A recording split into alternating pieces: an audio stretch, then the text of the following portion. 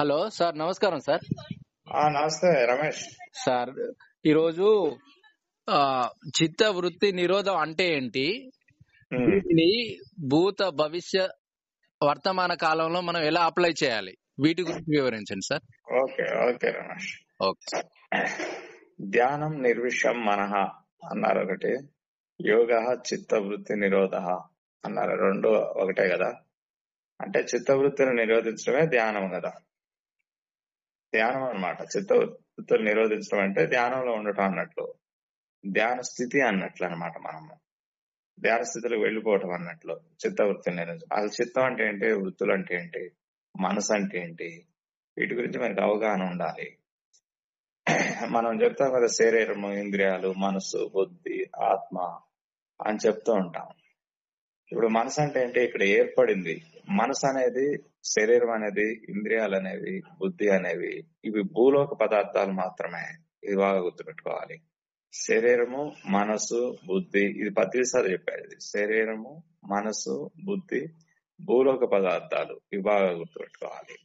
Soul అనేది, ఆత్మ అనేది కాదు. ఈ ఇక్కడ పనిచేసాయి మూడు అన్నమాట.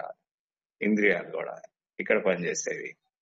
మరి ఇంకేందంటే హయ్యర్ డైమెన్షన్ సంబంధించిన అవి వేరే ఉంటాయి. ఇంట్యూషన్, సోలు అవి వేరే అన్నట్లు. అవి హయ్యర్ డైమెన్షన్ సంబంధించినటువంటివి. భూలోకానికి సంబంధించిన ఇవి మూడు. మరి మనసు అంటే ఏంటి, చిత్తం అంటే ఏంటి, వృత్తులు అంటే ఏంటంటే ఈ భూలోక పదార్థానికి థాట్స్, కంటిన్యూస్ థాట్స్, ఆలోచనల యొక్క పరంపర అన్నట్టు. ఒక ఆలోచన ఇంకో ఆలోచన, ఇంకొక ఆలోచన ఇంకొక ఆలోచన, కంటిన్యూషన్, చైన్ అన్నట్టు. అలా చైన్ గా ఉండటమే వృత్తి. ఒకదాని తర్వాత ఒకటి. వృత్తి అంటే సర్కిల్, అట్లా సర్కిల్ అన్నమాట. ఒకదాని తర్వాత ఒకటి, ఒకదాని తర్వాత వృత్తులు అన్నమాట, చిత్త వృత్తులు. ఆ థాట్స్ యొక్క కంటిన్యూస్ ప్రాసెస్ ఉన్నదే చిత్త వృత్తులు అన్నమాట. అంటే మెమరీ. ఇప్పుడు గతంలో ఒకటి జరిగింది, ఆ జరిగిన దాన్నే కూడా కంటిన్యూస్ గా, దాన్ని కంటిన్యూస్ గా ఇంకొన్ని యాడ్ అవుతూ ఇట్లా కంటిన్యూస్ గా ఆలోచనల యొక్క పరంపరే చిత్తవృత్తులు అనమాట. అదే మనసు అనమాట. మనసులో ఇలా జరుగుతాయి, చిత్తవృత్తులు జరుగుతాయి అనమాట. మనసులో పార్ట్ అది. మనసు అని మనం ఒకటి అనుకున్నప్పుడు దాంట్లో చిత్తవృత్తులు జరుగుతూ ఉంటాయి అనమాట. ఏమిటా చిత్తవృత్తులు అంటే ఆలోచనలు అనమాట. ఒకదాని తర్వాత ఒకటి ఒకటి ఒకటి వాటినే చిత్తవృత్తులు. వాటిని నిరోధిస్తే మనసు అనేది శూన్యం అయిపోతుంది. మనసు పనే ఉందిగా, ఇంకా దానికి ఏం ఒక పనే లేదు. చిత్తవృత్తులు ఉంటేనే మనసు ఉన్నట్లు, చిత్తవృత్తులు లేకపోతే మనసు లేనట్లే కదా, ఇక శూన్యం అయినట్లు అనమాట.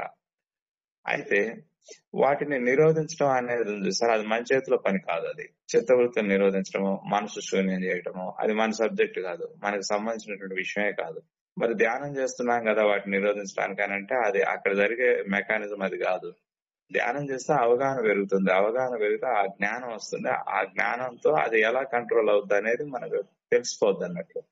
ఇది భూలోక పదార్థం అనే విషయం ఫస్ట్ మనకి తెలియాలి. మనసు అనేది ఎక్కడి నుంచి వస్తుంది మనకి, చిత్తవృత్తులు కానీ మనసు అనే దగ్గర. అంటే ఇక్కడ మనం జన్మ తీసుకున్న తర్వాత, ఈ శరీరం ధరించిన తర్వాత ఇక్కడ ఏర్పాటైనటువంటి మెకానిజం అన్నమాట. అంటే నేచర్ నుంచి వస్తుంటాయి మనకి థాట్స్ అన్ని కూడా. ఒక ఆలోచన వచ్చిందనుకో, ఒక దృశ్యాన్ని చూస్తున్నాం అనుకో, ఆ దృశ్యం తాలూకా ఆలోచనలన్నీ వస్తున్నాయి. అంటే ఆలోచనలు బయట నుంచి వస్తుంటాయి కానీ మన లోపల నుంచి బయటకు వెళ్ళవు. నిజానికి ఒక దృశ్యం చూసాము, ఒక మాట మాట్లాడాము, ఒక పని చేసాము, దాని తాలూకా అన్న ఆలోచనలన్నీ కూడా వస్తున్నాయి. అంటే ఎక్కడి నుంచి వచ్చినట్టు, నేచర్ నుంచి మనకు వస్తూ పోతూ ఉంటాయి. ఇట్లా సైకిల్ వృత్తులు అయిపోతుంటాయి. నేచర్ నుంచి వస్తుంటే బయటకు వెళ్తుంటాయి బ్రెయిన్ ద్వారా. అట్లా ఆ సైక్లింగ్ అవుతూ ఉంటుంది అనమాట. అది కంటిన్యూస్ ప్రాసెస్ లో ఉంటుంది. అంటే ఇప్పుడు మరి చిత్తవృత్తులు నేచర్ మనకి ఇస్తుందా, మన ద్వారా నేచర్ లో పోతున్నాయి ఆలోచనలు అని అంటే నేచర్ నుంచే మనకి వస్తూ ఉన్నాయి అనమాట. అది నేచర్ పదార్థం, ప్రకృతి పదార్థము, విశ్వం పదార్థము, భూలోక పదార్థము. థాట్ అనేది మనది కాదు. మనం అనుకుంటాం నాలో ఎన్నో ఆలోచనలు వస్తున్నాయి, ఎన్నో ఆలోచనలు. అసలు మన అవిదే కదా మనలో నుంచి రావటానికి. అవి మనకి కావు. ఇక్కడ ఉన్నాం కాబట్టి, భూలోకంలో ఉన్నాం కాబట్టి, శరీరంలో ఉన్నాం కాబట్టి, ఈ ప్రకృతి దృశ్యాలను చూస్తున్నాం, వ్యవహారం చేస్తున్నాం, అనుభవిస్తున్నాం కాబట్టి దాని తాలూకు ఇక్కడ ఏర్పడింది, మనసు అనేది ఏర్పడింది. దానిలో చిత్తవృత్తులు జరుగుతూ ఉంటాయి అన్నమాట. అంటే ఇప్పుడు దీన్ని బట్టి మనకి ఏమర్థమైంది, మనసు అనేది భూలోక పదార్థము, మంది కాదు. మంది కాని దాన్ని మనం ఎలా కంట్రోల్ చేస్తాం, అది ఎవరి సొత్తు, మనసు అనేది నేచర్ సొత్తు. నేచర్ నుంచే వస్తూ ఉంటుంది. అంటే నేచర్ అన్నా మనసు అన్నా ఒకటి. నేచర్ లో నుంచి పుట్టింది, నేచర్ నుంచి వస్తుంది మనకి. ఈ విషయం అర్థం కావాలన్నమాట. మరి మనం ఎలా కంట్రోల్ చేస్తాం నేచర్ ని, మనసుని కంట్రోల్ చేయటం అన్నా నేచర్ ని కంట్రోల్ చేయటం అన్నా ఒకటే. ఎందుకంటే నేచర్ యొక్క పదార్థం అది. మనసు అనేది నేచర్ పదార్థం, నేచర్ లో నుంచి వచ్చినటువంటి పదార్థం అన్నమాట అది. కాబట్టి మరి దాన్ని మనం ఎలా కంట్రోల్ చేయగలుగుతాం? మన సోల్ కదా, మన మనసు, మన శరీరం కాదు, మనసు కాదు, బుద్ధి కాదు. మనం ఎవరంటే సోల్. మన సోల్ అయినప్పుడు ఇది మనసు అనేది, శరీరం అనేది ఇక్కడ పదార్థాలు, అవి భూలోక సంబంధించిన పదార్థాలు. వాటిని మన కంట్రోల్లోకి తీసుకోలేము, అర్థం చేసుకోగలము. ఇవి అవి అని అర్థం చేసుకున్నప్పుడు అక్కడ టెస్ట్ పాస్ అయిపోతాం. ఇది మాయా అనే విషయం అర్థమైంది మనకి. ఓహో, నా మనసు అనేది అంటాం కదా మనం, మనసే పెద్ద మాయ అని అంటాం కదా. మాయ అంటే నేచర్ ఆడే గేమ్ అన్నట్లు. నేచర్ ఆడే గేమ్ ని మనం ఎలా కంట్రోల్ చేస్తాము? చేయలేము. మరి ఎట్లా కంట్రోల్ చేయొచ్చు అని అంటే దాన్ని అవగాహనతో చేస్తాం అన్నమాట. మనం ఎలా అవగాహన చేస్తాం? ఓహో, మన యొక్క ప్రతి థాట్, మన ఆలోచన, మన మనసు మొత్తం కదా, మనం కాదు కదా అని తెలుసుకోవటమే. అక్కడ తెలుసుకున్నప్పుడు అది ఆ టెస్ట్ పాస్ అయిపోతాం మనం. ఆ పరీక్షల నుంచి బయటపడిపోతాం అన్నమాట. నేచర్ ని అర్థం చేసుకోవటం మొదలైన కాడి నుంచి ఇక అది పరీక్ష అనేది ఏముంటుంది, అది కంట్రోల్ అయిపోతూ ఉంటాయి అన్నమాట మనకు వచ్చే ఆలోచన అన్ని. మరి మన ఆలోచనే లేకపోతే మనం ఎలా పనిచేస్తాం భూమి మీద అనేది ఒకటి ఉంటుంది. మరి ఏదైనా పని చేయాలంటే ఆలోచన ఉండాలి కదా. ఇక ఇప్పుడు అన్నం తినాలని, ఒక కార్యక్రమం చేయాలని ఆలోచనతోటే కదా మొదలయ్యేది. ఇది ఒక లాజిక్ ఉంటుంది అనమాట ఇక్కడ. అట్లా ఏం కాదు, ఆలోచన లేకుండానే పని చేయటం అనేది ఇక్కడ ఎన్లైట్మెంట్ అన్నమాట. ఎలా చేయగలుగుతాం అంటే ఇంట్యూషన్ ద్వారా చేయాలన్నమాట. ఇప్పుడు దాకా మనం ఏం చేస్తాము? మాయతో పని చేయటం మొదలు పెట్టాం. మనసును ఉపయోగించి ప్రతి పని చేసుకుంటూ పోతున్నాం. మన మనసు ఏం చెప్పిందో అదే చేస్తున్నాం కదా ఇప్పుడు వరకు. మరి మనసు ఎవరు? నేచర్ ఏం చెప్పిందో అది చేస్తున్నాం. మనం అనుకున్నది చేయట్లే ఇంతవరకు. మనసు ఏదైతే చెప్పిందో అది మనం చేస్తూ ఉంటాం అన్నమాట. మనసు ఎవరు అంటే నేచర్ పదార్థము. మరి నేచర్ చెప్పినవి చేసుకుంటూ పోయాం కదా ఇప్పుడు. అంటే మాయ అన్నట్లేదు. నేచర్ చెప్పిందే చేసుకుంటూ పోయాం. అసలు మన లోపల మనం ఏం చేయాలనుకునేది మనం చేయలేకపోతున్నాము స్పష్టంగా. మరి మనం ఏం చేయాలనుకుంటున్నాం అంటే మన ఇంట్యూషన్, మనం సోల్ నుంచి వచ్చేది ఇంట్యూషన్ కదా, అది మనం అసలైన, అది నిజం. మనసు అనేదేమో మాయ, ఇంట్యూషన్ అనేది సహజ అవబోధ, ఇంట్యూషన్ అనేది నిజం అన్నమాట. మన యొక్క రియాలిటీగా మనం ఏం పని చేయం ఇక్కడ. మనసు చెప్పిందే చేసుకుంటూ పోతాం. మనసు రకరకాలుగా చెబుతుంటది, అది మాయ కదా. అది చెప్పిందల్లా చేసుకుంటూ పోతున్నాం అన్నమాట. అది చెప్పిందల్లా చేసుకుంటూ పోతుంది. ఇప్పుడు ఒక వ్యక్తిని చూసాము, ఆయన అలా ఉన్నాడు, నేను కూడా ఇలా ఉండాలి అని చేసుకుంటూ పోతున్నాం కదా. అది మాయ అన్నమాట. ఆ మాయ నుంచి బయటపడాలంటే ఇంట్యూషన్ ఏం చెప్తుందో చూడాలి. ఇంట్యూషన్ అంటే మనకి మనం చెప్పుకునేది, ఊర్ధాత్మ నుంచి మనకి వచ్చేది. ఇంట్యూషన్ అంటే మన ఊర్ధాత్మ పైన ఉన్నటువంటి ఊర్ధాత్మకే మనకి లింక్ ఎప్పుడు తగ్గదని తెలుసు కదా. మనం పైన ఉన్నా కింద ఉన్నా ఒకేసారి ఉన్నాం. పైన మనం ఉన్నది ఊర్ధాత్మ.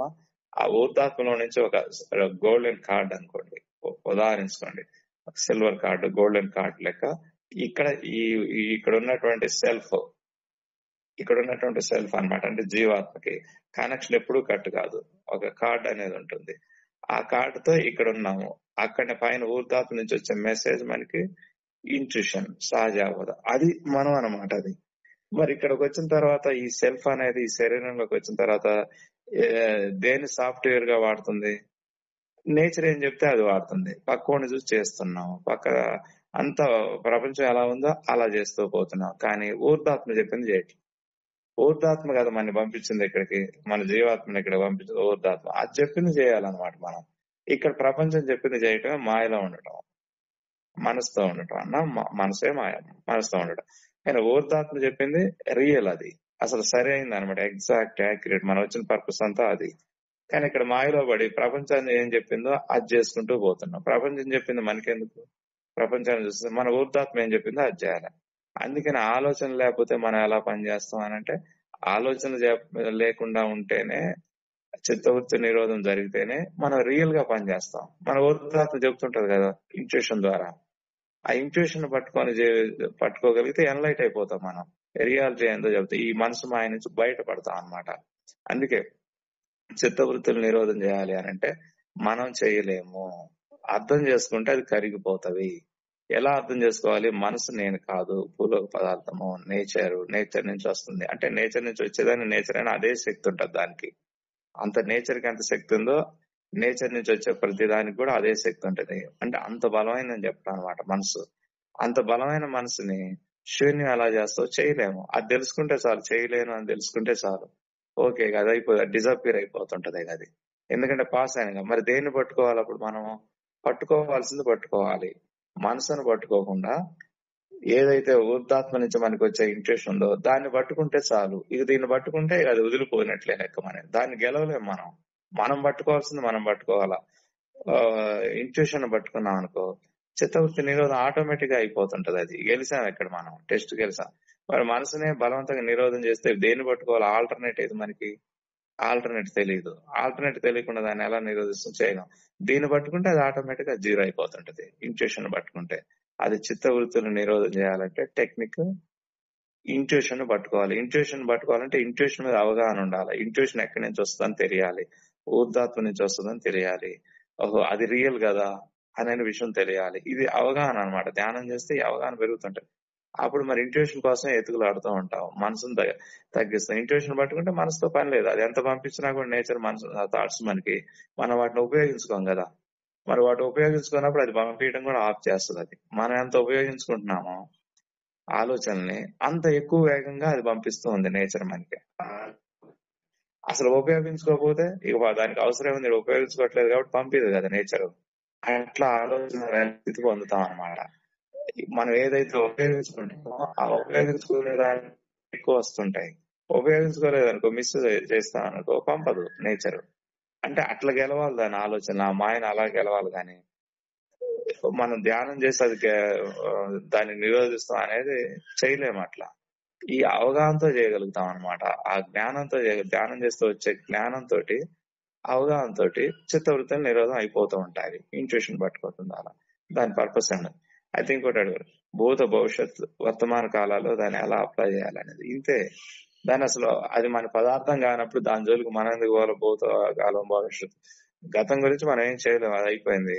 వర్తమానంలో గాని భవిష్యత్తులో గాని దాని జోలికి పోవాల్సిన అవసరం లేదు. ఎలాగా అప్లై చేయాలంటే అసలు దాన్ని అప్లై చేయొద్దు. ఏం అప్లై చేయాలా? ఇంట్యూషన్ అప్లై చేసుకుంటూ పోతుండాలా. ఇక నేచర్ పంపదు. ఇక నన్ను వాడుకోవట్లేదు కాబట్టి నేను పంపిన ఉపయోగం లేదనుకొని అప్పుడు మనం మాయం చేసినట్టు పంపదనమాట.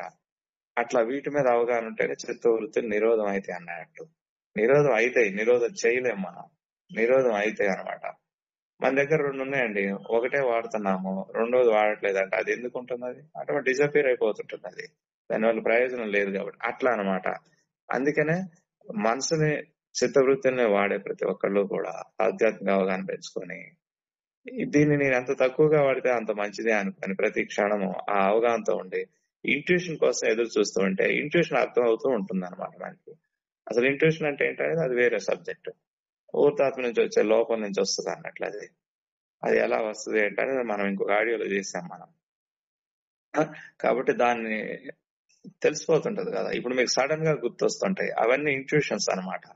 ఎవరు చెప్పరు, ఏమి చేయరు, సడన్ గా గుర్తొస్తుంది. లోపల నుంచి తెలియకుండా ఒక ఎమోషన్ వస్తుంటుంది. ఆ ఎమోషనే ఇంట్యూషన్. అట్లా దాని మీద మళ్ళీ డిస్కస్ చేద్దాం. అది అట్లా దాని మీద మనం పెంచుకుంటూ ఇంట్యూషన్ పెంచుకుంటూ ఉంటే మన చిత్తవృత్తుల్ని సింపుల్ అన్నట్లు అట్లా అంటే జరిగిపోతుంటాయి. మనం అభివృద్ధి చెందుతూ ఉంటాం అన్నమాట. దాని నుంచి బయటపడుతూ ఉంటాం అన్నమాట, చిత్తవృత్తుల నుంచి. ఇదనమాట. అందుకనే యోగ చిత్తవృత్తి నిరోధ అంటారు. అంటే చిత్తవృత్తి నిరోధం చేస్తే యోగంలో ఉన్నట్టు మనం. అంటే ఇంట్యూషన్ తో ఉంటే మనం యోగంలో ఉన్నట్లు. అంటే కలయికతో ఉన్నట్టు. ఎవరితో యోగ అంటే ఏంటి? కలయిక. అంతే కదా. దేంతో కలయిక అని అంటే ఏంటి? అలైన్మెంట్ అనమాట. మనకి మనం అలైన్మెంట్ అవటం అన్నమాట. శరీరానికి, మనసుకి, బుద్ధికి, ఆత్మకి ఇవన్నీ అలైన్మెంట్ చేసి పడేస్తాం అన్నట్టు. అంటే మన ఆత్మతో అలైన్మెంట్ అయిపోతాం అనమాట. కలయిక మనతో మనం ఇక్కడున్న సెల్ఫ్, అక్కడ ఉన్న ఊర్తాత్మకి అలైన్మెంట్ జరిగిపోద్ది అనమాట యోగం అంటే. అంతకుముందు ఎలా ఉంది? దాని అలైన్మెంట్ అని డిస్టర్బ్ చేసేసి ఇక్కడ ప్రపంచంతో కలిసిపోయాం. ఇప్పుడు కరెక్ట్ అలైన్మెంట్ జరిగింది. ఇక్కడ సెల్ఫ్, అక్కడ ఊర్తాత్మ అలైన్మెంట్ అయిపోద్ది అనమాట. అంటే యోగా చిత్తవృత్తి అంటే కలయిక జరిగిపోతుంది. ఎవరితో కలిసి? వీళ్ళిద్దరితో, జీవాత్మకి ఊర్తాత్మకి కలయిక జరిగిపోతుంది. అది తర్వాత ఏం జరుగుతుంది అనేది మనకి తెలుసు. అది గొప్ప గొప్ప ఎక్స్పీరియన్స్లు, వేరే డైమెన్షన్స్, అవన్నీ అది వేరే విషయాలు అన్నట్లు. అట్లా అనమాట చిత్తవృత్తిని నిరోధం చేయడం అనేది. అలా అవగాహన పెంచుకోవటమే అంత ఆధ్యాత్మిక అంటే అవగాహన పెరిగిపోవటం. అవగాహన ఎలా పెరుగుతుందంటే ధ్యానం చేస్తే అవగాహన పెరుగుతుంది. ధ్యానం చేస్తే అన్ని తెలియవు, ధ్యానం చేస్తే అవగాహన పెరుగుతుంది. ఆ అవగాహనతో అర్థం చేసుకొని ముందుకెళ్తూ ఉంటాం అనమాట. అది ఎన్లైట్మెంట్. అట్లా. ఓకే రమేష్.